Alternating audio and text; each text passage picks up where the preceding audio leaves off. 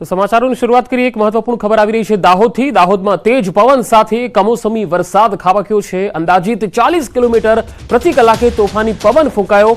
દાહોદમાં ઢળતી સાંજે આકરા તાપ વચ્ચે ધોધમાર વરસાદ શરૂ થઈ ગયો। એપીએમસી ખાતે ખુલ્લામાં પડેલું અનાજ પલળી ગયું છે। આગામી 7 દિવસ સાયક્લોનિક સર્ક્યુલેશન સક્રિય થવાના કારણે કમોસમી વરસાદની આગાહી છે। દાહોદમાં તસવીરોમાં જોઈ શકાય છે કે વરસાદ પડી રહ્યો છે। એપીએમસીમાં જે ખુલ્લામાં પડેલું અનાજ હતું એ પણ પલળી ગયું છે। ભારે પવન ફૂંકાયો અને ત્યારબાદ ગાજવીજ વરસાદ તૂટી પડ્યો।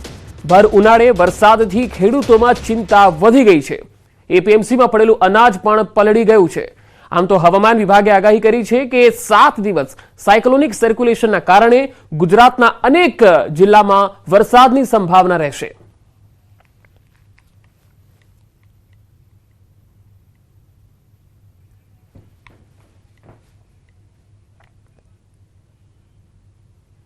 અને હવે નજર કરીએ ટોપ 100 સમાચાર।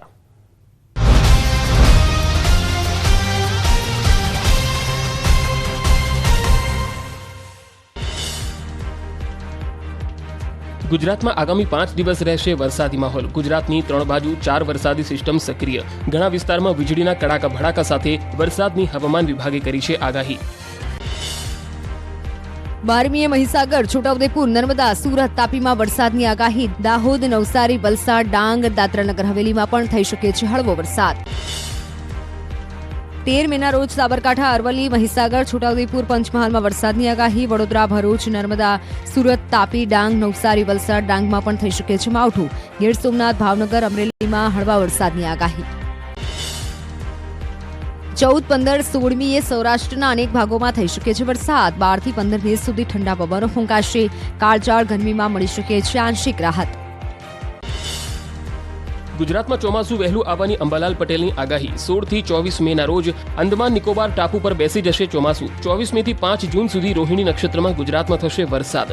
મેના અંતમાં અરબ સાગરમાં ચક્રવાતની આગાહી। 15 થી 20 મેના રોજ ફરી ગુજરાતમાં ગરમી ભૂકા કાઢશે। હવામાન નિષ્ણાત અંબાલાલ પટેલની આગાહી। મધ્ય ગુજરાતના ભાગોમાં આકરી ગરમી પડશે। કેટલાક ભાગોમાં પારો 44 ડિગ્રીએ પહોંચી શકે। 28 જુલાઈ સુધીમાં થશે વાવણી લાયક વરસાદ। રમણીક વામજાએ ભરલી વાક્ય પરથી કરી વરસાદની આગાહી। મે મહિનાના અંતમાં વાવાઝોડાની પણ શક્યતા।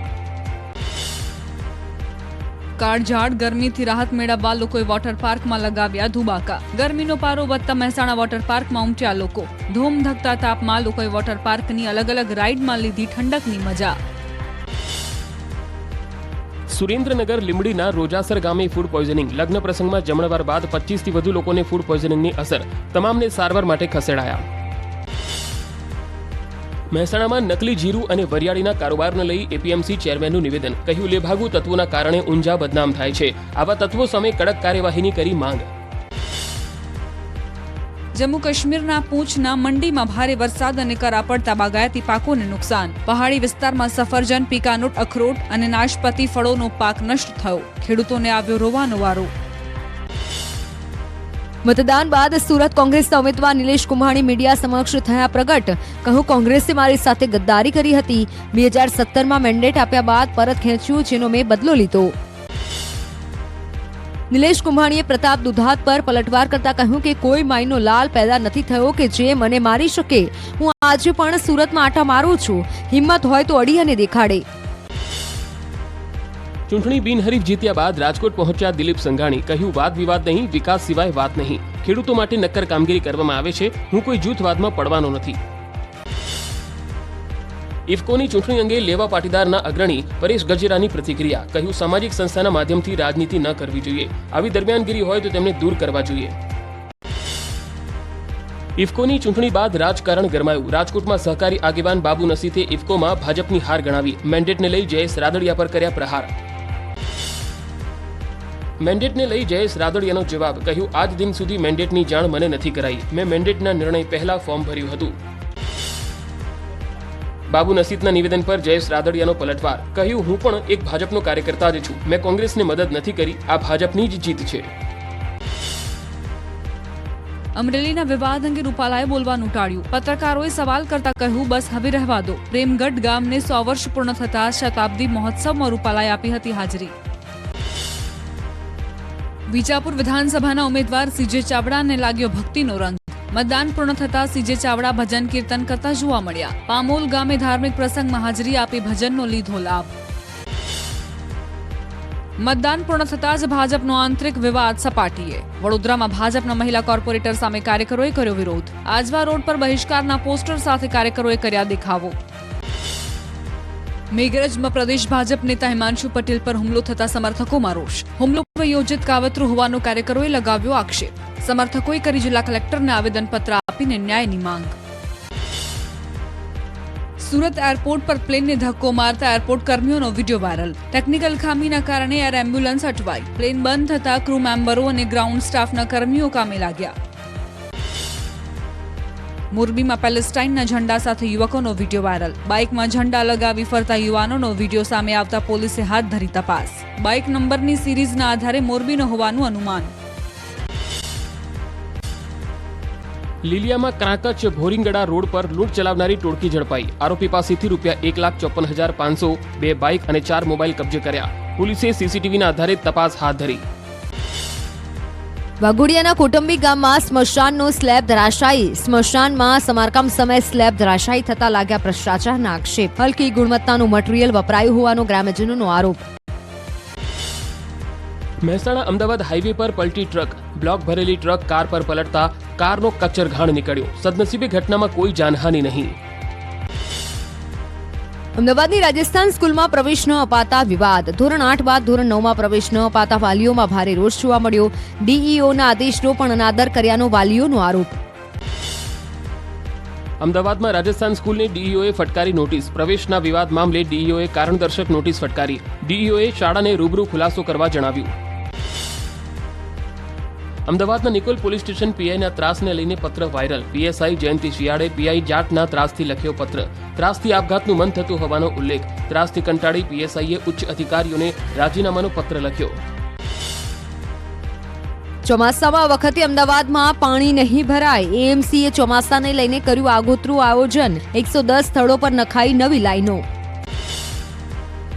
મોરબીનો મચ્છુ 2 ડેમ સમારકામ માટે ખાલી કરાશે. મોરબી માળિયા તાલુકાના 34 ગામોને એલર્ટ કરાયા. ગ્રામજનોએ નદીના પટમાં અવર જવર નહીં કરવા આદેશ. 12 થી 15 તારીખ સુધી પ્રવેશ પર મુકાયો પ્રતિબંધ. મહીસાગરના પ્રથમપુરમાં ફેર મતદાન પૂર્ણ થયું. કુલ 71.33% મતદાન નોંધાયું. પ્રથમપુરના કુલ 856 મતદારોએ કર્યું મતદાન. શાંતિપૂર્ણ માહોલમાં મતદાનની પ્રક્રિયા પૂર્ણ થઈ. દાહોદ બેઠકના પ્રથમપુર બૂથ પર લોકોએ કર્યું ફરી મતદાન. બૂથ ક્રિટિકલ કેટેગરીમાં હોવાથી ગોઠવાયો હતો ચાપતો બંદોબસ્ત. ગ્રામજનોએ ભયમુક્ત થઈ ફરી એકવાર કર્યું મતદાન. લગ્નની પીઠી લગાવીને વોટ આપવા આવ્યા વરરાજા. મહીસાગરના પ્રથમપુરમાં વરરાજાએ કર્યું મતદાન. કહ્યું મતદાન કરવો એ આપણો અધિકાર. નીટ કૌભાંડનો આરોપી 20 મે સુધી રિમાન્ડ પર. ગોધરા કોર્ટે પરશુરામ રોયના રિમાન્ડ કર્યા મંજૂર. કૌભાંડમાં મુખ્ય આરોપી તુષાર ભટ્ટ અને આરિફ વોરાને પકડવા પોલીસે હાથ ધરી તપાસ. નીટની પરીક્ષામાં કૌભાંડના મુખ્ય આરોપી ભાજપમાંથી સસ્પેન્ડ. આરિફ વોરાને ભાજપે પક્ષમાંથી સસ્પેન્ડ કર્યા. પંચમહાલ જિલ્લા લઘુમતી મોરચાના ઉપાધ્યક્ષ હતા આરિફ વોરા. સુરતમાં ઐશ્વર્યા ગ્રુપના 12 સ્થળે આઈટીના દરોડા. કરોડોના હિસાબી ગોટાળા પકડાયા. અધિકારીઓએ 10 લોકર સીઝ કરીને જ્વેલરી અને રોકડ કરી જપ્ત. રાજ્યભરની આંગડિયા પેઢીઓ પર સીઆઈડી ક્રાઇમની કાર્યવાહી. 10 ઓફિસોમાં રેડ કરી કરોડોના વ્યવહારો પકડાયા. સીઆઈડી ક્રાઇમે 18 કરોડ 19 લાખની રોકડ કબજે કરી. 1 કિલો સોનું, 66 મોબાઈલ સહિતનો મુદ્દામાલ જપ્ત. 75 લાખનું વિદેશી ચલણ પણ ઝડપાયું. ભરૂચ સુરક્ષાને લગતી માહિતી મોકલવા મામલે તપાસ. સીઆઈડીએ જાસૂસ પ્રવીણ મિશ્રાને સાથે રાખી તપાસ હાથ ધરી. અંકલેશ્વર સ્થિત તેના ભાડાના મકાનમાં તપાસ કરી દેશની ગુપ્ત માહિતી પાકિસ્તાનને પહોંચાડતો હોવાનું આવ્યું બહાર.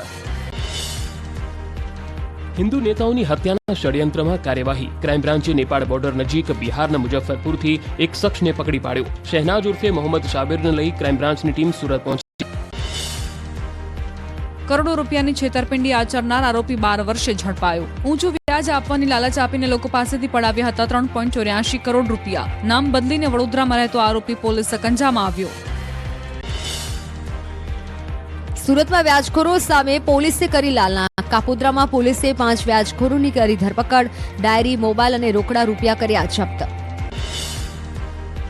સુરેન્દ્રનગર જિલ્લામાં ખનીજ ચોરી ઝડપાઈ. મૂડીના ખંપાડિયા ગામના તળાવમાં ખાણ ખનીજ વિભાગના દરોડા. રેતી અને સિલિકાનું વહન કરતા 8 ડમ્પર સહિત 1.5 કરોડનો મુદ્દામાલ જપ્ત. અમદાવાદમાં ચાલુ ક્રિકેટ મેચમાં મેદાનમાં ઘૂસેલા યુવકની ધરપકડ. બાઉન્ડ્રી કૂદીને મેદાનમાં ગયેલો ફેન ધોનીને પગે લાગીને ભેટી પડ્યો હતો. યુવકે કહ્યું, મારી ઈચ્છા ધોનીને મળવાની હતી, બીજો કોઈ ઈરાદો ન હતો. ખંભાતના ભાલ પ્રદેશમાં મળ્યા ક્ષત્રિયોના બલિદાનના પુરાવા. મંદિરના બાંધકામ દરમિયાન પાડિયા મળ્યા. 11 પાડિયા પર દેવલિપિ અને સંસ્કૃત ભાષામાં લખાણ. પાંદડ ક્ષત્રિય સમાજે મામલતદારને કરી જાણ. ભાવનગર ફાયર વિભાગે ફાયર સેફટી મુદ્દે કરી લાલાંક. કોમર્શિયલ બિલ્ડિંગ ધારકોને ફાયર સેફટીને લઈ નોટિસ ઇસ્યુ કરાઈ. 4 દિવસમાં વર્ક ઓર્ડર નહીં આપે તો ફાયર વિભાગ કાર્યવાહી કરશે. પીએમ મોદીએ ઝારખંડના ચતરામાં કર્યો પ્રચંડ પ્રચાર. પ્રધાનમંત્રી મોદીએ પ્રચાર રેલીને સંબોધી. મોટી સંખ્યામાં જનમેદની ઉમટી. પીએમ મોદીએ લોકોનું અભિવાદન ઝીલ્યું. પ્રધાનમંત્રી મોદીએ ઓડિશાના કંધમાલમાં ચૂંટણી સભામાં આપી હાજરી. રેલીમાં પીએમ મોદીનું ભવ્ય સ્વાગત કરાયું. પીએમ મોદીએ પદ્મશ્રી પુરસ્કાર વિજેતા પૂર્ણમાસી જાનીના ચરણ સ્પર્શ કર્યા અને આશીર્વાદ લીધા. કંધમાલમાં ચૂંટણી રેલીમાં પીએમ મોદીનું સંબોધન. આ લોકસભા ચૂંટણીમાં 50 સીટોની અંદર કોંગ્રેસ સમેટાઈ જશે. 4 જૂને કોંગ્રેસ પાર્ટી દેશની સંસદમાં વિપક્ષ પણ બની શકશે નહીં.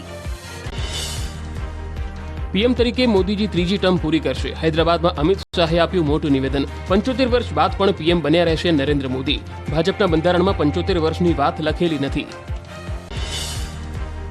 અમિત શાહે તેલંગાણામાં એક ચૂંટણી રેલીમાં સંબોધન કર્યું. કોંગ્રેસ નેતા મણિશંકર અય્યરના પીઓકે અંગે નિવેદન પર જવાબ. કહ્યું, ચિંતા ન કરો, મોદીજી ફરી વડાપ્રધાન બનવા જઈ રહ્યા છે અને પાકિસ્તાનની ગોળીઓનો જવાબ તોપથી આપવામાં આવશે.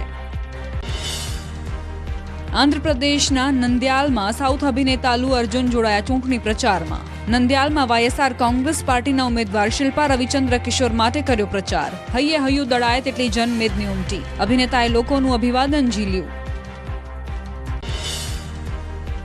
બદ્રીનાથ ધામના કપાટ ખોલવાની તૈયારીઓ પૂરજોશમાં. બદ્રીનાથ ધામના દરવાજા ખોલતા પહેલા બદ્રીનાથ મંદિરને ફૂલોથી સુશોભિત કરાયું. આવતીકાલે ખુલશે બદ્રીનાથ ધામના કપાટ. ભક્તોમાં ઉત્સાહ જોવા મળ્યો.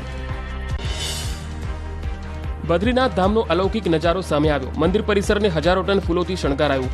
કપાટ ખોલ્યા પહેલાની સાંજે બદ્રીનાથ ધામ રંગબેરંગી લાઇટોથી ઝગમગી ઉઠ્યું. કેદારનાથ ધામની યાત્રા શરૂ થતાં જ ભક્તોનો જમાવડો. પ્રથમ દિવસે જ 22,000 લોકોએ કર્યા દર્શન. મોટી સંખ્યામાં શ્રદ્ધાળુઓ પહોંચતા સ્થાનિક વ્યાપાર ધમધમ્યો. મુખ્યમંત્રી પુષ્કર ધામીએ પણ શ્રદ્ધાળુઓ માટે ઉત્તમ વ્યવસ્થા કરવાની આપી ખાતરી. ઉનાળુ વેકેશનમાં પોરબંદરમાં પ્રવાસીઓમાં ધસારો વધ્યો. મહાત્મા ગાંધીના જન્મસ્થળ કીર્તિ મંદિર સહિતના પ્રવાસન સ્થળ પર વધ્યા પ્રવાસીઓ. ગુજરાત સહિત વિવિધ રાજ્યોમાંથી દિવસભરના 1500 થી વધુ પ્રવાસીઓ લે છે મુલાકાત. અંબાજી ગબ્બર પર ચડવાનો રસ્તો બંધ. ગબ્બર પગથિયા નવીનીકરણને લઈ રસ્તો બંધ કરાયો. ભક્તોએ ઉતરવાના રસ્તે ચડવો પડશે ગબ્બર. પગથિયા નાના હોવાથી ભક્તોને પડતી હતી મુશ્કેલી.